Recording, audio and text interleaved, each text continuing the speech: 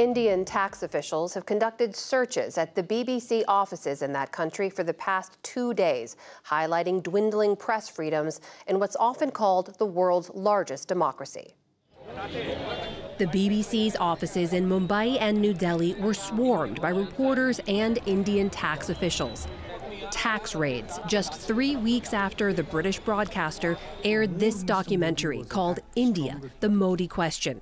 One area where I was very, very weak, and that was how to handle the media. Examining Prime Minister Narendra Modi's role in anti-Muslim raids in his home state of Gujarat in 2002. More than 1,000 people were killed. The documentary cites a British Foreign Office report that called Modi, quote, directly responsible for the climate of impunity enabling the violence. Modi's government invoked emergency powers to block film clips online and arrested students who held screenings. But students resisted and protested. As the tax raid unfolded yesterday, Modi's Hindu Nationalist Party, the BJP, denounced the BBC at a press conference. How shallow the reporting of the BBC is. India is a country which gives an opportunity to every organization as long as you do not have a hidden agenda. It's just an intimidatory tactic. It's made pretty clear. I mean, there are no pretenses, even in the case of the BBC. Abhinandan Sekhri is the co-founder of News Laundry, an independent Indian media outlet that published reports critical of the Modi government in 2021 and faced a similar tax search. A New Delhi court later dismissed all allegations of tax violations. I was detained for 13 and a half hours. This time they took my phone data, they took my laptop data, and our coverage continued. Similarly, in the case of the BBC, they did this documentary which created a furor among those in power, and they were very upset about it. And this is their way of demonstrating that we'll show you. This latest confrontation raises more questions about the Modi government's commitment to freedom of the press. Bobby Ghosh is an Indian-American journalist and editor of Foreign Affairs and Opinions at Bloomberg. He joins me now from New York. Bobby Ghosh, it's good to see you. When you look at the contents of this BBC documentary, why do you think it would lead to this kind of response from the Modi government? Well, the Modi government historically has been very, very thin-skinned about any kind of criticism, even the mildest kind of criticism. This is particularly difficult for the Modi administration because it comes after years and years and years of local journalism by Indian publications that have looked into those same riots. And the government thought that it had put the matter to bed. It had intimidated and silenced all its critics, anybody who could bring it up. And this coming from the BBC, an international media outlet with a great deal of credibility, it's much harder for the government to question the BBC, and therefore it really goes under their skin.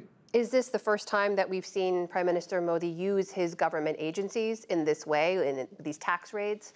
Well, tax raids are a fairly familiar tool of intimidation in Indian politics. It's not just the Modi government. This goes back to Indira Gandhi during the emergency in the 1970s. And it's practiced across India by state governments, by national governments, all kinds of raids, customs raids, tax raids. These are a tool of harassment.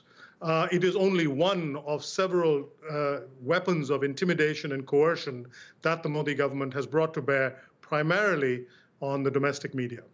Bobby, there's an organization called Freedom House, which grades nations according to their adherence to democratic principles. They rate India as only partly free. Is this just about cracking down on journalists? No, I think there's been a across-the-board shrinkage of free space in India. It's not just journalists. It's NGOs. It's any kind of organization that the government perceives as a threat. And like populist governments elsewhere in the world, the Modi government is very quick to see threat where mere criticism is being committed. Opposition parties, minority groups of all kinds have come under enormous strain. So this is not simply a matter of cracking down on journalism, although that is a very useful barometer.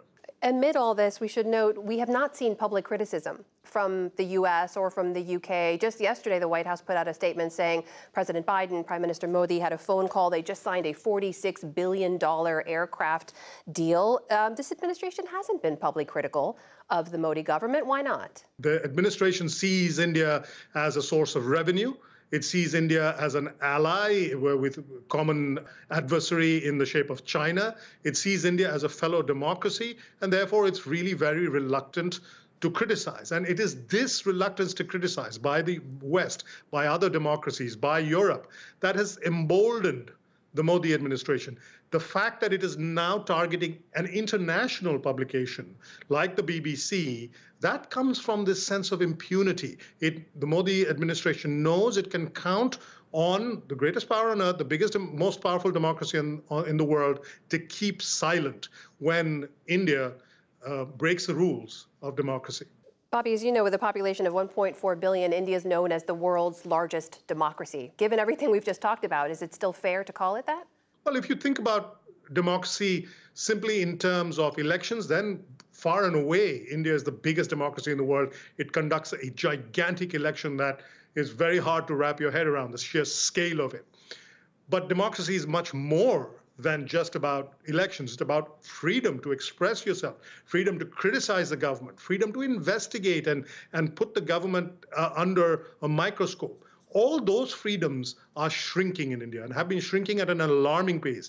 It's still a democracy, but it's an illiberal democracy rather than a liberal democracy. And the arc, the direction in which it is going, does not allow for optimism about any kind of turnaround in the near future. This is not the democracy of Nehru. This is a very, very different kind of beast. Bobby Ghosh, editor of Foreign Affairs and Opinions at Bloomberg. Thank you for joining us. My pleasure.